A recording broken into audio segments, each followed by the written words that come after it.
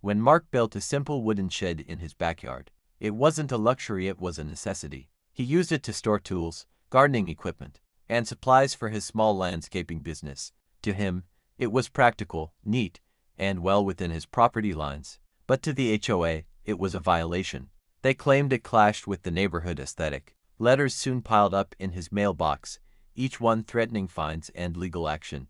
Mark knew his shed wasn't against city code, and he had permits to prove it. Yet the HOA president insisted she had final authority. The more Mark resisted, the more aggressive the board became. The battle over one shed was about to escalate into something no one could have predicted, and their reckless plan was only just beginning. Instead of working through proper channels, the HOA decided to take matters into their own hands. Rumors spread that they had hired contractors to enforce compliance. Mark brushed it off surely. They wouldn't dare trespass onto his property. But one morning, he woke to the rumble of heavy machinery.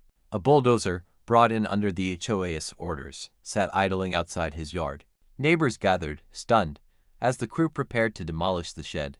Mark ran to stop them, waving permits and proof of ownership. Yet the HOA president, arms crossed, smirked with confidence. She believed she had won, that destroying the shed would send a message to anyone who dared defy her. But in their arrogance, the board overlooked one critical detail. The bulldozer roared to life, pushing against the wooden walls of Mark's shed. But as it lurched forward, the operator miscalculated. Instead of stopping at the property line, the machine crashed straight through fencing and onto an adjacent plot. The sound of splintering wood and cracking concrete filled the air.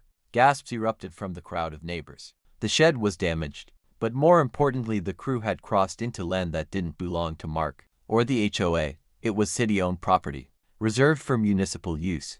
By the time the operator realized his mistake, the damage was already extensive. Landscaping, irrigation systems, and city equipment were destroyed in seconds. What started as an HOA victory instantly turned into a disaster far larger than anyone anticipated, and the consequences would be devastating.